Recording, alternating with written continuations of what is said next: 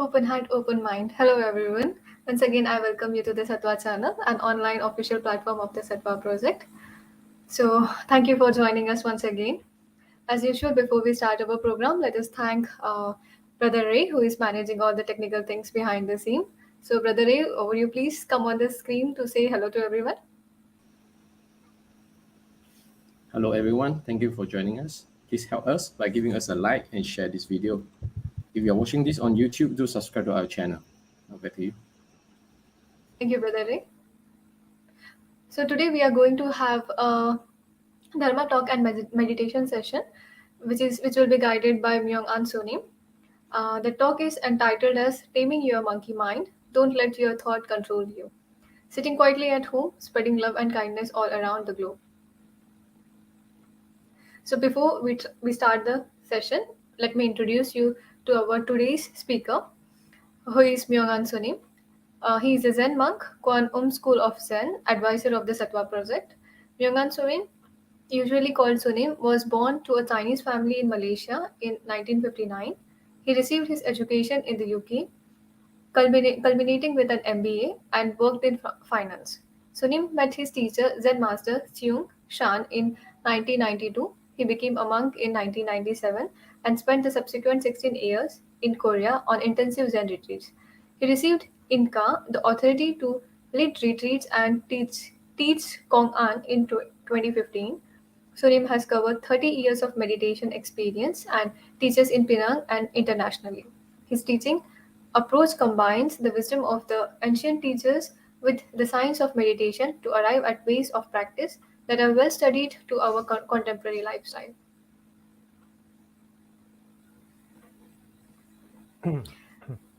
Thank you, Sunim, for joining us. We are very glad to have you today. Hi, good evening, everyone, and thank you very much for the very kind introduction.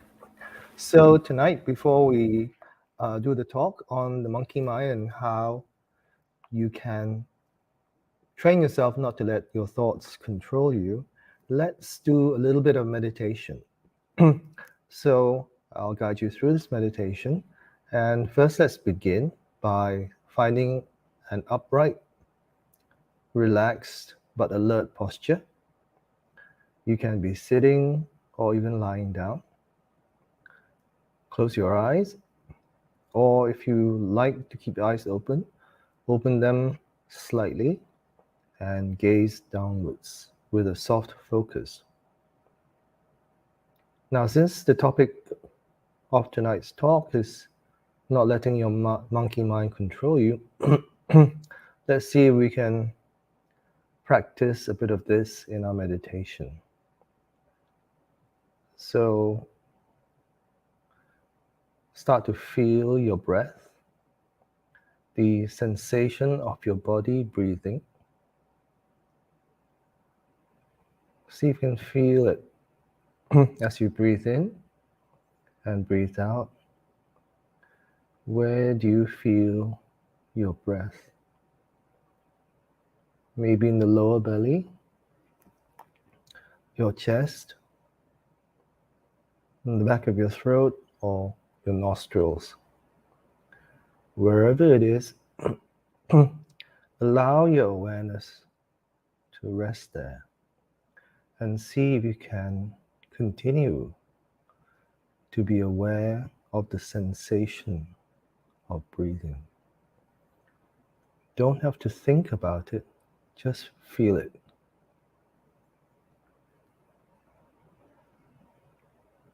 If it's your nostrils, you may be feeling a little bit of the sensation of the air moving in and out.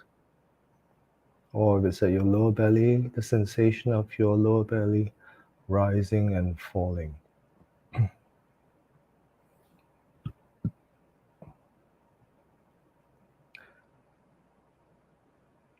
And within a very short time, your mind might jump to some thoughts, some images, emotions, sensations. That's your monkey mind. And don't worry, it's not a problem. That's what our mind does. It jumps from place to place. So when you notice it, just gently bring your awareness back to the feeling of breathing. Connect again with the physical sensation of the in breath and the out breath. And try to do this without judgment, without any expectations of how your meditation experience should or should not be. Just immerse yourself into the moment.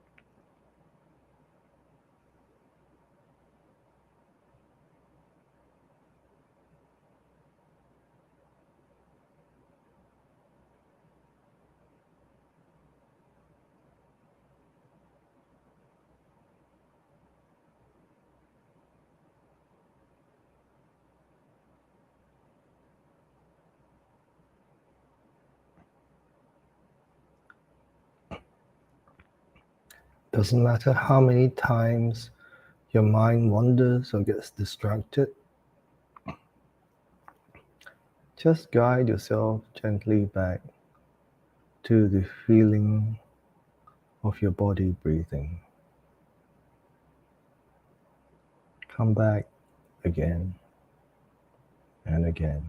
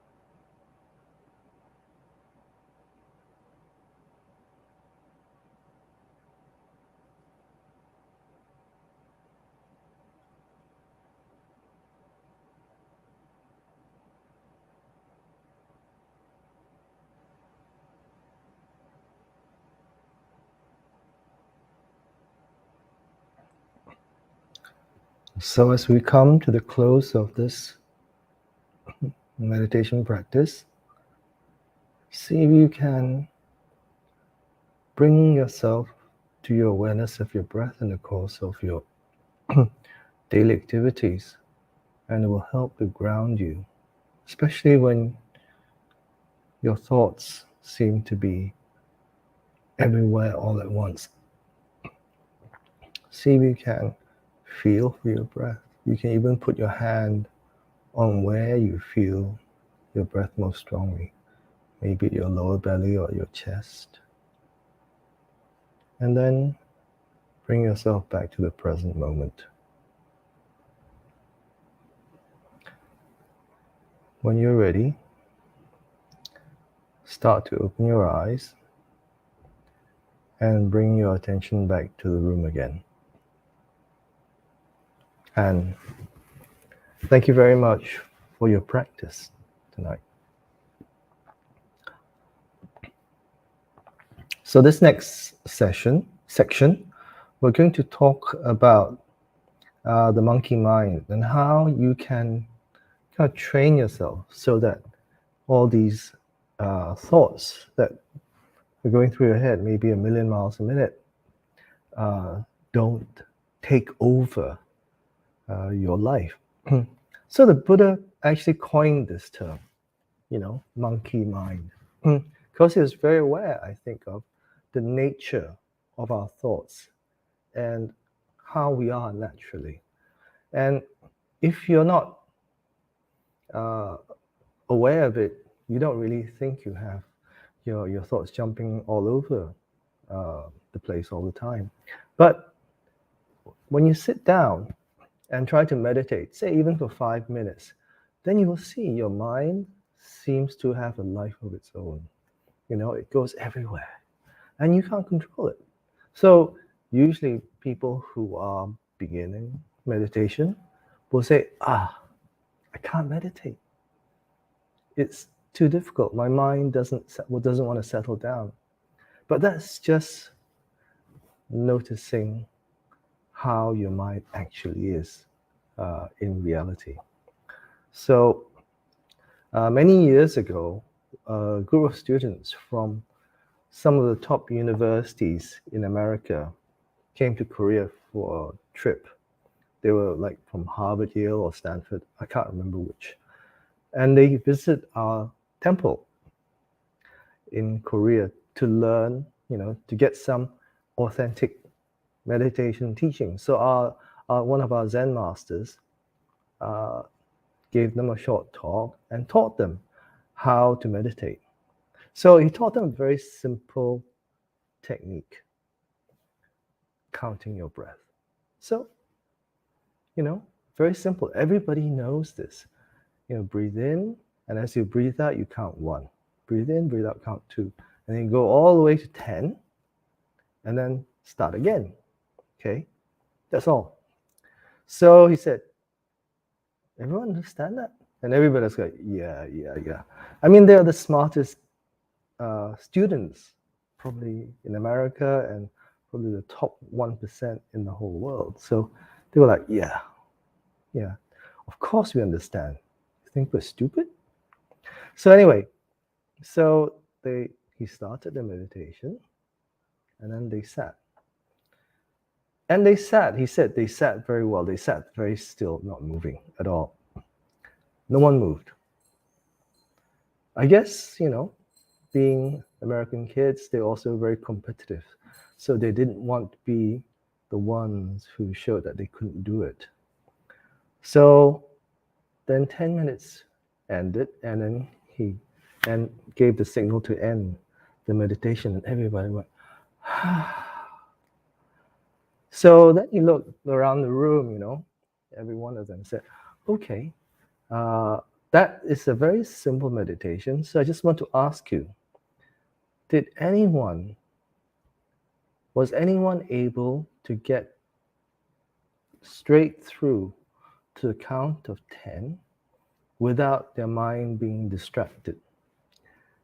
And then none of the students, they all looked around the room at each other saying, did anybody manage to do it? And they're all like little sheep, little ashamed or shy, sheepish, we say, and none of them could do it. And they were the brightest students of their age, yet can't do a very simple thing like count 10, 1 to 10, 10 breaths during just a silent meditation. So that's our monkey mind. It's not dependent. The ability to train ourselves is not dependent on how intelligent or how knowledgeable or how smart you are. You know, those things don't is independent of those variables. It's not a question of how smart or intelligent you are. What it does mean is that if you want to be able to stay in the moment and have less, uh, be less controlled by your distractions, we just have to practice. It's a training. It's a mind training that anybody can do regardless of uh, intelligence, regardless of knowledge, regardless of anything. So anybody can do it. So what is it about our mind that does it, and what impact does it have on us? So there was a very interesting study that it did at Harvard a number of years ago uh, by two psychologists called Matt Killingsworth and Daniel Gilbert. And then they used a smartphone for this, which is very smart. See what I did there? And this is a pretty big study, 15,000 participants from 80 countries, so very well represented. So they made an app for the iPhone, and it would send those participants notifications at random times during the day, you know. And they had to answer three very simple questions. How do you feel? Do you feel very bad to very good? Then second was, what are you doing? It's an activity question.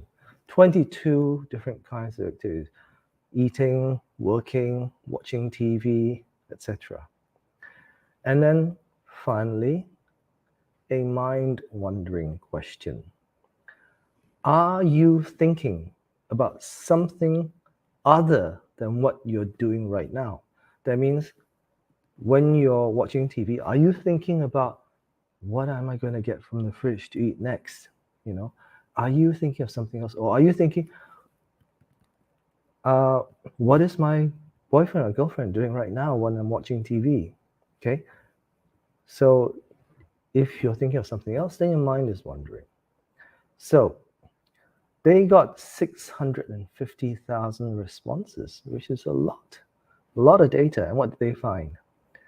Number one, we're not very good at paying attention. Okay, our mind is wandering nearly 50% of the time, 47% to be precise. That's very interesting. Means half the time you're not really paying attention. Okay, and I think you'll find in your experience, you know, maybe you're talking to a friend over coffee and then they're going on about some problem in their life, and then they say, what do you think I should do? And your mind, you've been drifting off and you go, can you just tell me again? Or can you just say the last thing again? Because your mind has wandered off. So that was the first thing. Our mind wanders almost 50% of the time.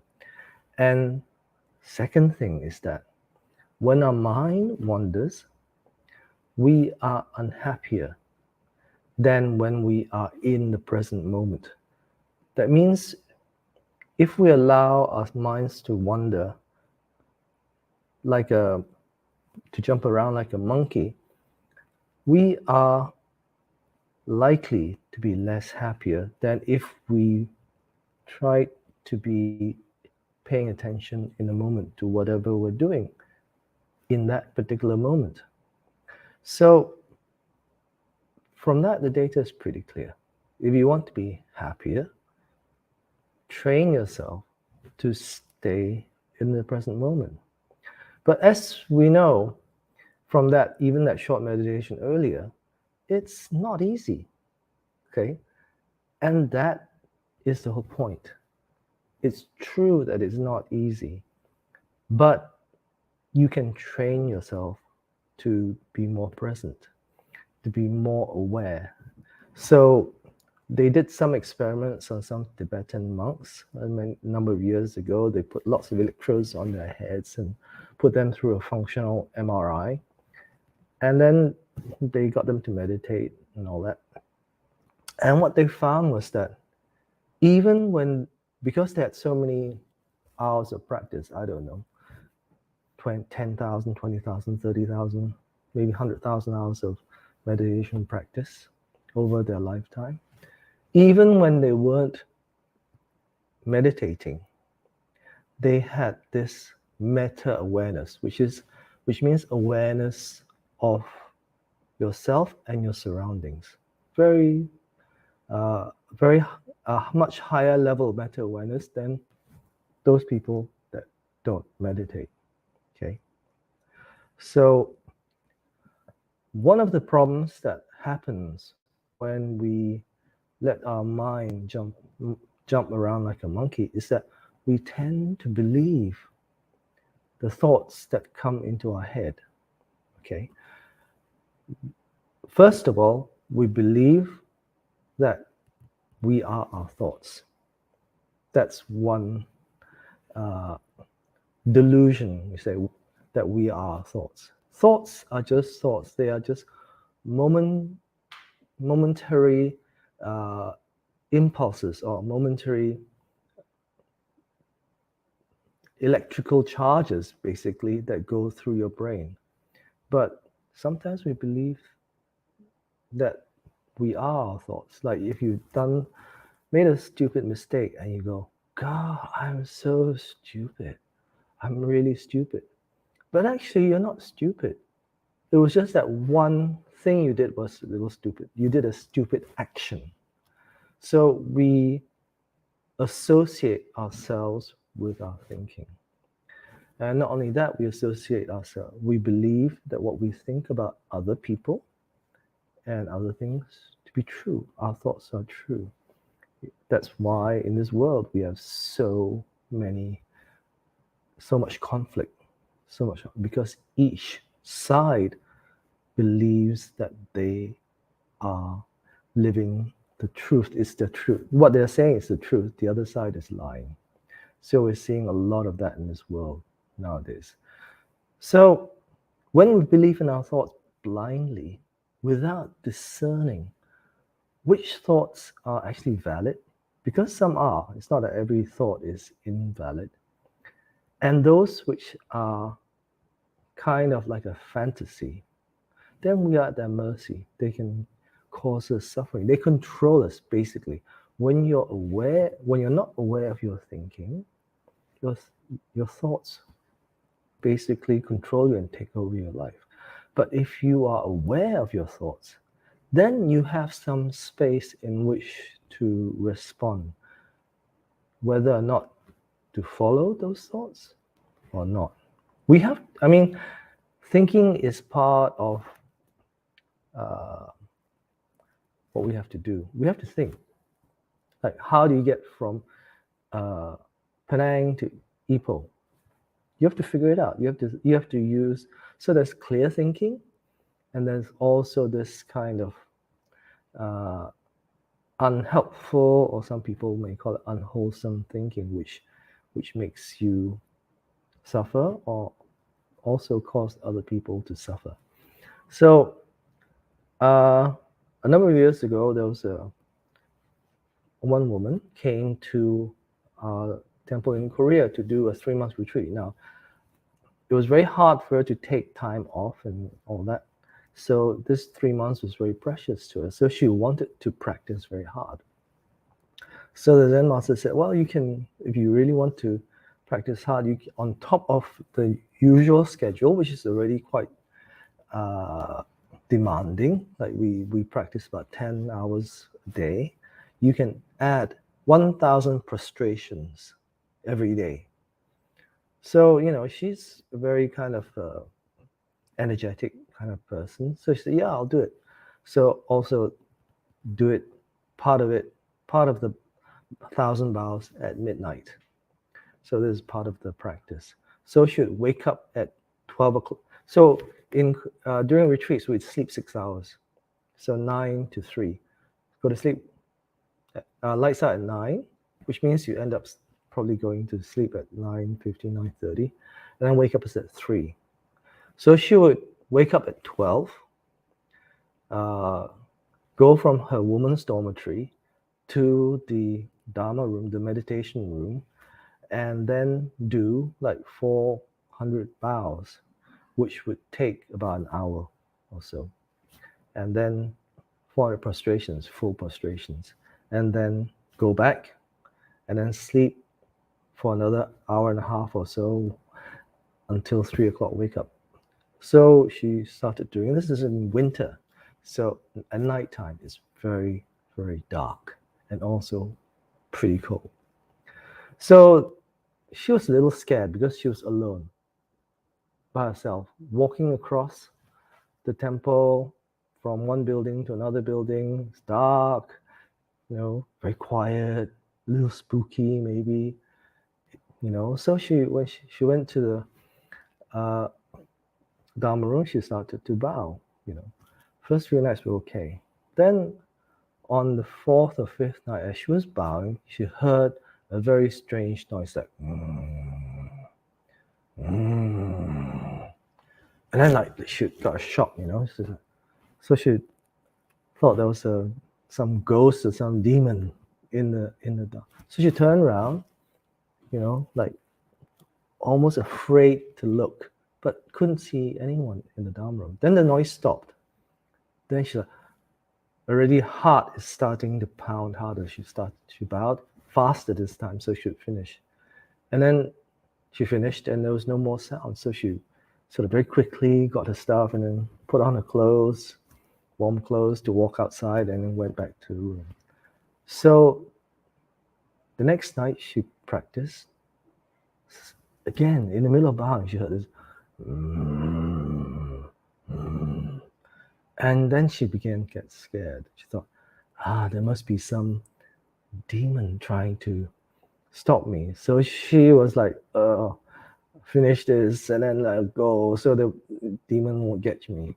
So the sound didn't happen every night, but occasionally it would. And then every time she heard the sound, she was really spooked. So she was like, so scared. But she already made this vow to do 1,000 vows a day, so she did it. But every time this 12 o'clock practice came around, she was always terrified because she thought, one night, when I'm not so aware, maybe this ghost or demon is going to get me and I'm going to go to hell. So she was really scared. She told us this story afterwards. Anyway, she was always like prepared to run when she was in the Dharma room. If she saw something coming towards her, she was going to run down the stairs and wake everybody up. So anyway, the retreat finished. So she survived. Nothing happened to her. And then usually after the retreat is over, we have a meal together and everybody is able to talk to each other because the retreat is basically a silent retreat and you're not allowed to talk. You keep silence for the retreat.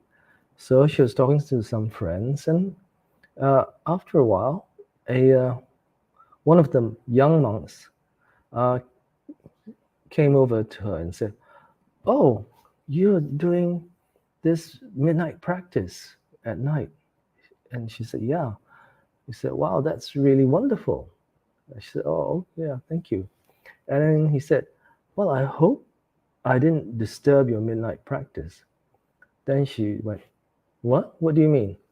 He said, "Well, I had this very loud snoring, so I couldn't sleep with my roommates. So I went upstairs into the Dharma room behind the screen where we keep all the the mats and everything with my sleeping bag. And then I slept there. And then sometimes I would hear you come up and do your bows, but it didn't disturb me. But I hope my snoring didn't disturb you. Then it clicked. The penny drop. She realized that she was hearing wasn't a demon that she believed it was. It was just his snoring. Then they all burst out laughing. It was so, yeah, she told him what was in her mind. She was so scared that some demons were haunting her, and then they all laughed. But that's our mind. We make up stories and we believe in them because Jenny believed. She said, I honestly believed the temple was had demons in it. She didn't want to say to other people, but she believed that the temple had demons. But it was just somebody snoring.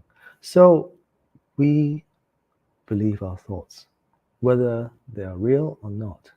So that's the point actually of this story, is that you have to be able to discern what is fact and what is some fantasy that you've cooked up in your head. So it doesn't have to be so dramatic. It can be very simple, like you go to work next morning, and then as you get into work, suddenly you get a WhatsApp or an SMS from your boss. I want to see you right now in my office. Then what's the first thing that goes into your head? Something good. My boss is going to be giving me a raise, or he or she is going to give me a hard time about something.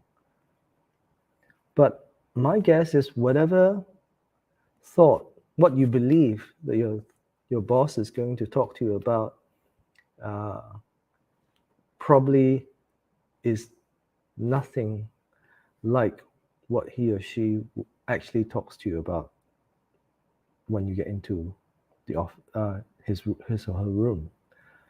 Because that's happened to me many times too. Our mind will tend to make up stories when we don't have sufficient information. Our mind doesn't like blanks, so it always fills in the blanks, and it fills in the blanks according to our personality or our karma. So when you can see your thoughts and emotions for what they really are, that they are temporary, that they just are like pulses of energy that go through your head. It's not always rooted in reality. They are not who we are. We are not our thoughts. Then we can be less controlled by them. And this is very important because this awareness of our thoughts lies at the core of all meditation training. So if you're aware of your thoughts and do not identify with them as who you are, then this monkey mind that jumps around, you're going to be less bothered by it, and you're going to be less controlled by it. You're not going to be tossed around like a small boat on a stormy ocean. So this is an important, um, key to our happiness.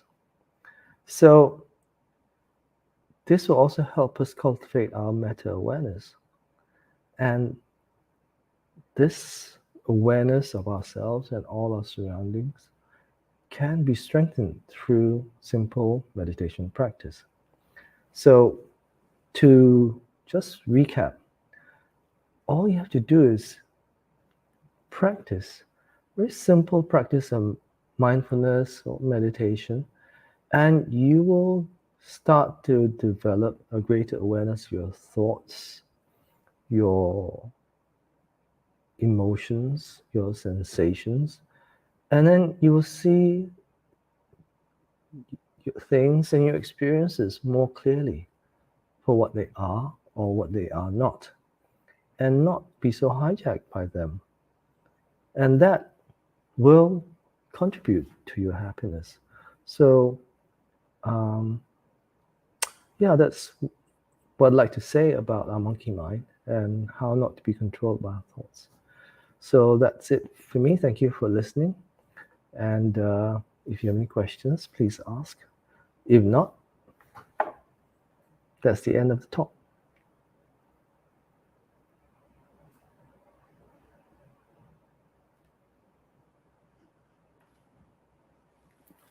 Okay, Samisha or Cheryl. Yeah,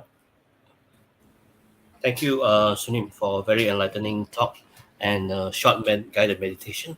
I think there are some questions from the audience. Samisha, would you like to read it? Yes. So there is one question from WCW. How does a meditator utilize his or her meditation practice in helping the world, especially protecting the environment? So, yeah, very good question actually, because we are uh, in the middle of a climate and environmental crisis at the moment.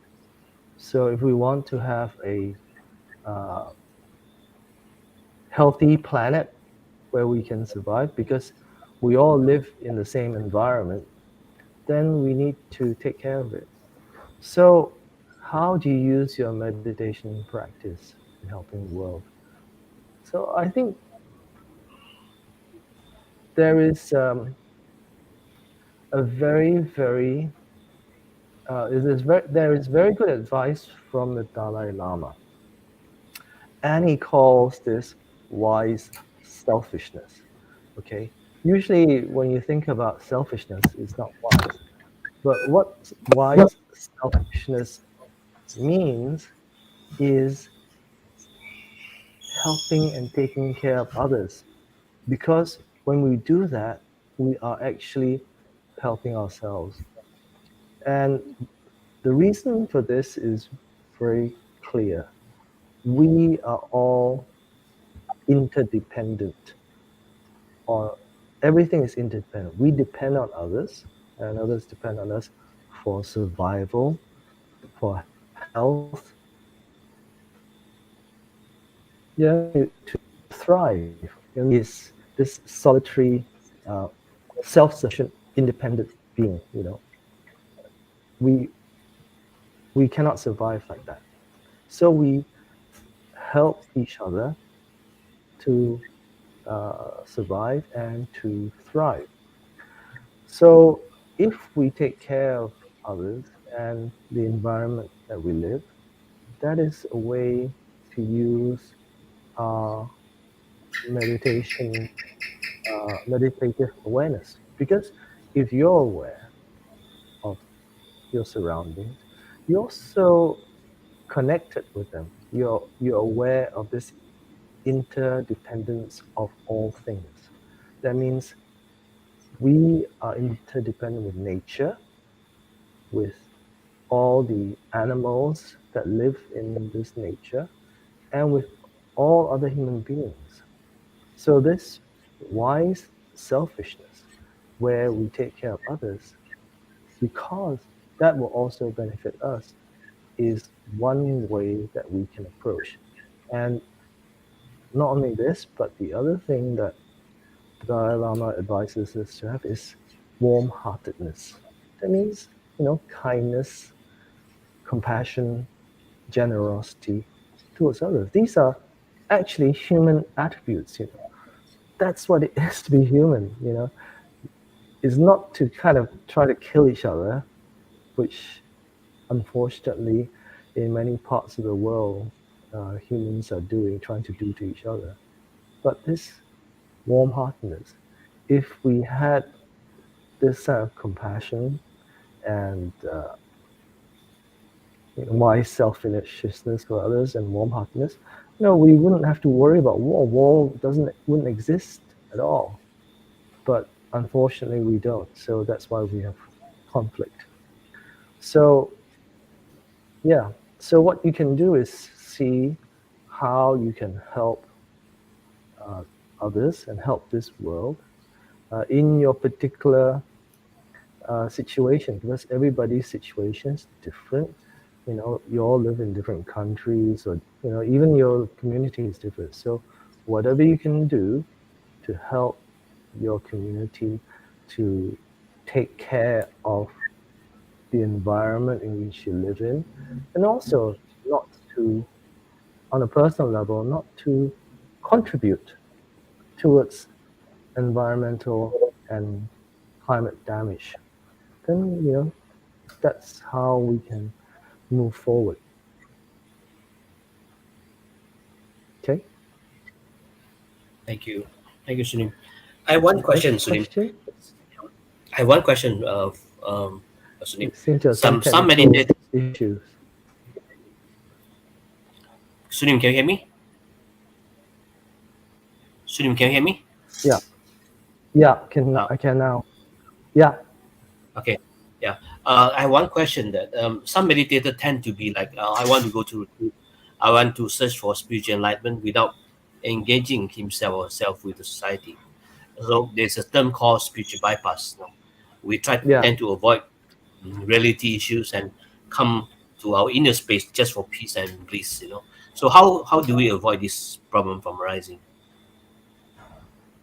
Well, first of all, you be aware that you are actually doing it. So having a good teacher is very important, because sometimes we're not aware that we're engaging in this spiritual bypassing, to use this kind of spiritual practice as a way to bypass our problems, basically what it is, to avoid our problems. So it's very important actually to have a teacher to guide you. We all need teachers, you know. This is actually a very good question, because from young we always have to have a teacher. You know, our parents teachers, then the school teachers, then you know, as you go on, university teachers, and you know, people in your workplace teach you. So we're always dependent on learning from our teachers. So meditation is spiritual practice is no different. You need a good teacher who can see, you know, you're using this as an excuse. So let's guide you in a different way, or you know, you have to face or accept the issues that you're facing in your life. So that's you. You need a teacher, or a very good friend who can advise you also. Either one, I think. Dharma friends in the path are also very important. We all need Dharma friends. Okay. Okay. So I think, Samisha, do you have any questions? No, I don't have any question. Yeah, I think Okay. Okay, that's last it. question. Yeah. Yeah. Great. Wonderful. Mm-hmm. Well, thank you everyone for tuning in. And Mm-hmm. thank Yes. you, Shamisha and Sharab, for Thank you. hosting this, and for Yes. Ray Thank also. you, Samir. So Mm-hmm. take care, everyone. Oh, we have to do the four great vows, right? Yes. Yes. Yes. So your husband. Okay. Yeah. Brother Ray. Okay. So just put our palms together. I'll just read it. The four great vows. Sentient beings are numberless. We vow to save them all. Delusions are endless. We vow to cut through them all. The teachings are infinite. We vow to learn them all. The Buddha way is inconceivable. We vow to attain it. May all beings be well, happy, and safe. Thank you, Sunim. I think we have to make some Thank you. announcement, Okay. Samisha. Oh, do we Uh, have yeah. you say? Okay. Yes. Yes. Okay, so we are going to have a new event on 26th of March, which is Dharma or Drama series, Celibacy in Buddhism. So please do join us on 26th of March as well. The contributors will be Venerable Tenzil Dasin, Venerable Venerable Tenzin Peldur, Venerable TK Nakakai, and Michael Nolan. So I will be glad if you join us on 26th of March as well. Thank you so much. Thank you. Thank you. Good Thank you, night. Shane. Thank you. Good night. Okay, take care. Bye bye.